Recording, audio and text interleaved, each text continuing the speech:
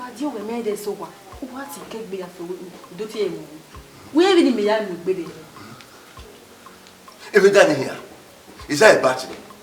Oh, for many years. Who Paharico, Urabon, your Maga, who I don't you want. I'm not going to take me and where we met you. I go. If your man where the man to back where I go later, I saw you by Daniel at that. Oh, where do I go material you talk about? I think they go to kill you. Papa. Have I done batting? Baba, Ima Hale moved down. Rode that way, winning the arena. You do me away.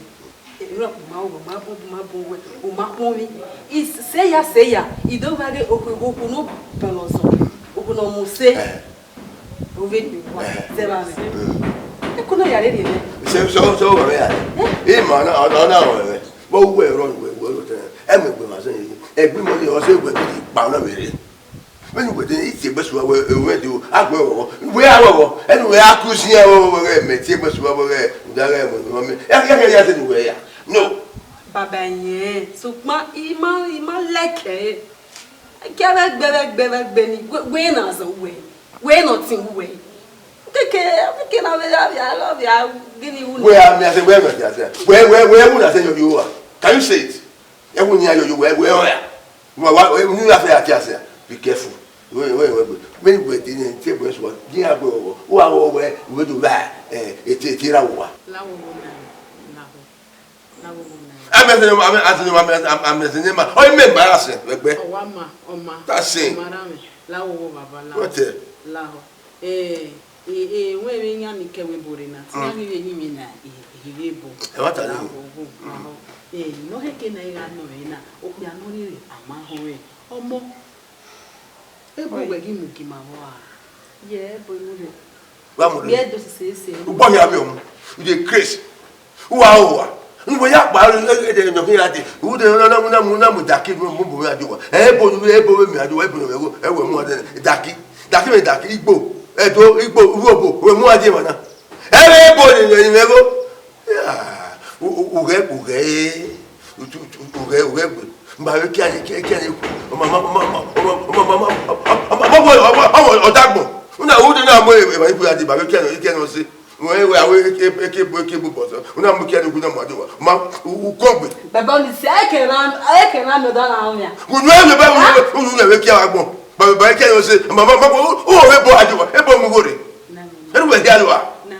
For many years. Who the why you said it? Who the never did who said it? Anyway, yeah. We are married. Ah, well, no, yeah. And what do?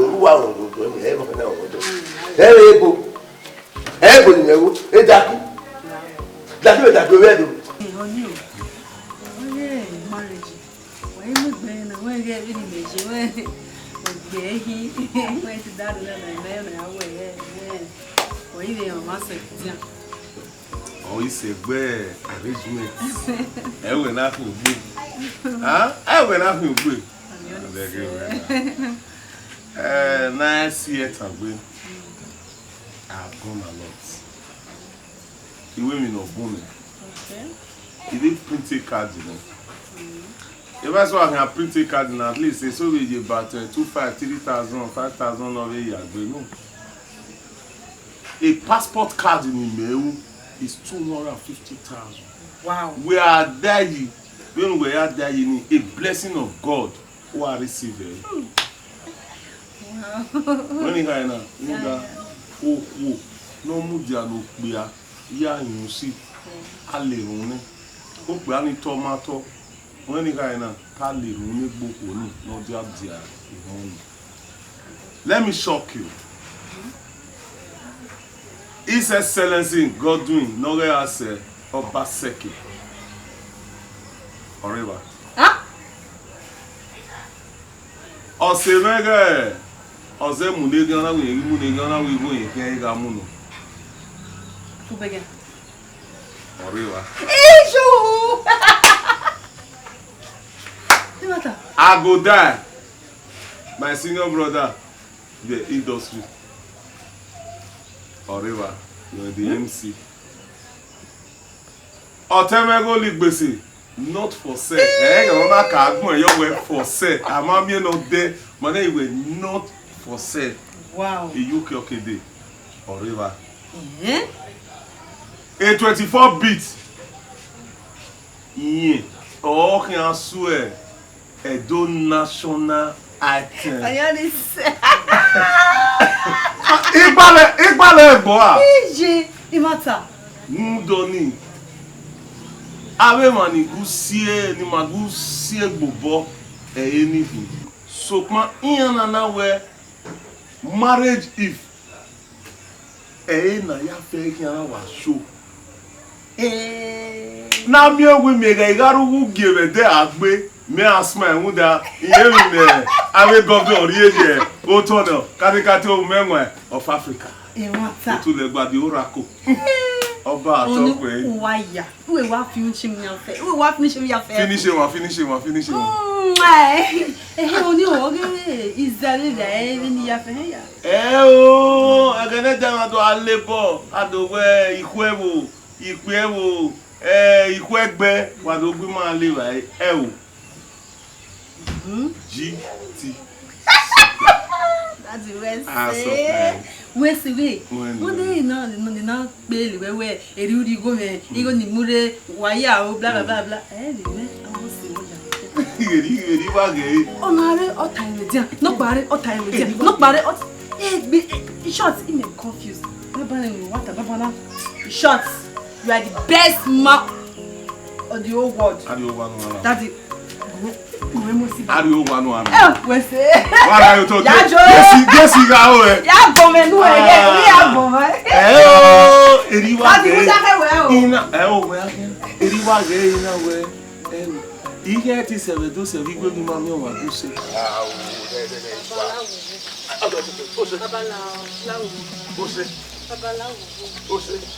Uwa fo ya. Uwa ya. So le ya le wa ru ko. O wa ru ko. For we ma ku me ko do a ku me ko. O pe do ko ni ne. O ya ra ra. Uwa le ya mo ko e de ku. Ile o se bu ya gbo. Ile we ni le ba si ba ye we ya bu we na. You have to go where you are. Hey, how to be water. If I go, you go. Simply be. You go with the one. Baba lao. I have to do back. You quit. I want to go to the apple. You could wait. I will go to the way. Babalawa ku de eku afa ni kwa ewebo o pele emu ku afa na o ya ku go ni o emu go na nia la wo so lo so la baba ko wa ki go ti mo se ri afa ni wa mu ya fe ye lo ya ki o ki ago ku webo ya di o mo o we do o ruete we ade ku o babalawo o give her ye ka na ma ave ko za lo bo ona no we na wa yo bi me wo bi o para ma de si e to ki la yo owo nwe la si e dogbo na yari e o we wo bo mu ere na kiwe o si fo eno isu wo wa o do e ma ve me awere pa we ma me no o wa ye me o we e o we ki ata e ma we mi no konsa no si fo no no mi o paro no so no wa desele vo go si fo ni me mai mata iwa he ya fe ru da bo e ko to ga de o wo si fo ke mu me iwa da we mi no sunu we na o ga vegbe yan me do pa o ma vegbe yan re ana mi egbe izi egbe no ni so go no wa yesu ku wa fo if boy o de ya o de we na ze gbe mi esun mi o keke ni do si fo no se no mo ye ne o de do ri ze gbe yo wa ina bo na mi mo to o vega lao play na oru si fo no ka ego sisi wa gbada ya gbo si fo wa ana mi egbe ya fe o ido ayin ya o ke do yin ko re yen to bi yen na ni a yen na we do gbe return match pe gbo bi o si fo no ga re we bo ve no ya ko kian ni ye me mind manipulate everything Ona no ko bi osifo. Na osifo we do or die affair that he have to gbeni gbeni. Ah wa ko ro here we ba. Akabe. So we wa na here ka. Yeah. Efi mi na no wasu no we. Owo sifo na ne. Bi ro here ya endie. Eyin me wa ko gba okuto na ne. Nda boy do me I do you. God the verse. So pa ni me ye be tabo na ne. Owe aseti wa nonya wa aseti wa le ne na re oduku. Okay, when we wa efi akpe mi na ya na no wa sunu wa. Da wi yo bona re wu ne na gwa he wo. Agwa me ma wo di yo boro par la ba. We ma ga wu me ga Osegbe ni. Na me we osifo na do take over. My brother, be no ku na wa nyi ala ne me wu na me we yeah, Okpa my bokba. Yeah, Val they will go for it. I hear where my boy me no sunu wa. Ben ya kwana. La wo wo de la wa gun ri anyo nu e. Oh, we ta me o ne gbera no wa ni den. La wo wo we de ni anyo do ma onu da wo ni di anyo de a wo mo. O ma ka yari de ya be mi. E gungun. Ni di anyo go. Ama no iki a eze nya. O se me na. Se me no. Oye me we o ma pio. Agwa. Awe ona ma wo weta. awe ku wa pakai. Ona ma wo pakai. Awe ku enjo. Udingbe. Egbo nya. Ate kai. We rubi me. We te rubi me nya. You are say man na. You are here. Obi o abi esunu. Abi taye we ya to. Fire! Aba gboa. Boy. Anyway, yeah. And you go pay evil. He paid. Not pay evil with He you. paid woman. Come on down. Anyway, yeah. I will your moya bo. Who die me not go. We nice sneak. No, you walk to pay back. Where? We here, I do go here at all. Where I am not in working. Him working. He didn't make work for me. Him working. I will cook you to die. I walk with me there. Where am I? Where? Mr. Osegbe. Ohuomwanmwin dami o. How I see or children be outside of it. Where? Upon you men way. You men way, but I swear. Who never madame? Oh, we oh, you get where I go in the afternoon. Where dami o me. Eh na je yin awe sin we ngwe die. That you need to work. Ogun kweberi o. If I didn't go to wa me mu. Nweta. Hello! Wa yi ni abala. Ti me yin awe yo, emi ni o ni kama we. Na hina. We. Kenari na hin. What is E ba ni me so teri na. Won gbe ya. No me mu me biagun wata me o me. No me mu me si me. Ohuomwanmwin ki me. Eyi vo pay ivo, eyi yi kama we. Nu la wo. O de ni o ni kama we ma bege na we eyi so bi asin. God da ebi pe. Eyi so bi asin we ma de we o da ebi pe ne. Ah? O mi gbe nu we yere nu ra o we yo to. O igba yo wa de yo. Akedo mi we. Upupe ni gbe. Aya mi we ore mi lele we. Ona ki owu e. Now, ama then no ko ma ko keke. Aya mi wo wi we na mana we aro mama me we oko ino bi o inu we uku e fa be wo wi. Now, be na ri soso mi gbe na to tata. Ri no mu Wa tayi, kulwe. Wa ga tayi. Eyi we say nta, imu eke da do koku. Aya fi ni. Imu eke de, we be to ma we. Mr. Osifo. E bo gbola. After mero. Ebi agbon wa da me o. Ona eyi so bi asin oda egbe. Ori bi ere ni e ga asele ona ya ewi biru. Omo na ni ma we gba me si egbo bokian, iyen ni go ni we zeyo akemi ewe eriton be do alajan. Abale la yuku ne Osifo ma ilo. Uwu we amu meke. Igwe ni kama we oni a threat. muda me kalu deni ya fe iline me mu idigwe na we ni ka one apase mi gay ya we na ana mi ewe ora we mato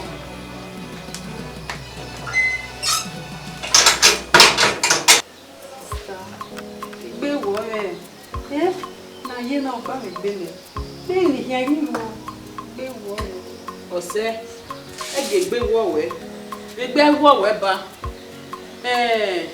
ne oda fun me ye na me ma ri understand yin ruda ori yen gbe oru we gbe ori me gbe oti menia oda fun we eru we oda fi me ya o we me ye na okay na we ti are nia na dete ogbe awo iwari iwe ho seberi era ga fa no we nia na ne gbe ga ba no we nia na ibe ni ane I press e dan ne I press ni wa press e so ko pa no we ra be stubborn and erere di won o gigu e o yan mene itewe iwe gbe we press e worry o gba o wa gba o tele no o wa gba fo won o gba fo oho iwe to gba fo o we won ti me o wa gba fo aga bobo e be dero o pon ni me da yo to ne o we ni me rejo awa iwa dry o ya ijobetia iwuvenia ben o ga doga ba buruku gbe dera managi kue ike ba lo egbe de awa be ro a ni ya meke na tama me da waro ni na tama me ba waro fine o ya mana tama me ba wa I continue na atebe muari o igai awo so wa la mo do ni fuwa awa gba iwe to gba ni ko me ai vie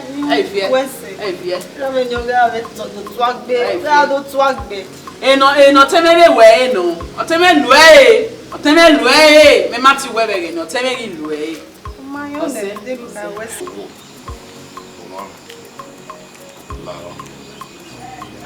Nuga une. Now, iye we aga we na do te obele na nda wo future. Aye mi gbe wuwe o re ari nyanya ti e o bi o fa ri mi wuwe ne o tete na gbe ni ne re wa ye be ale ti won la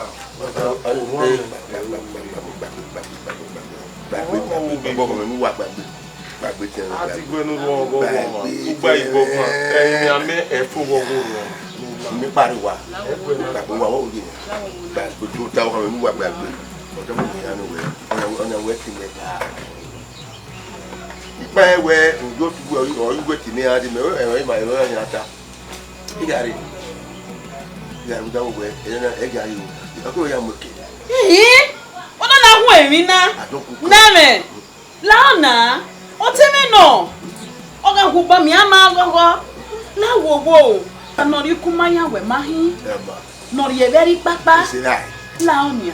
O sa no kumanya no ri e very papa.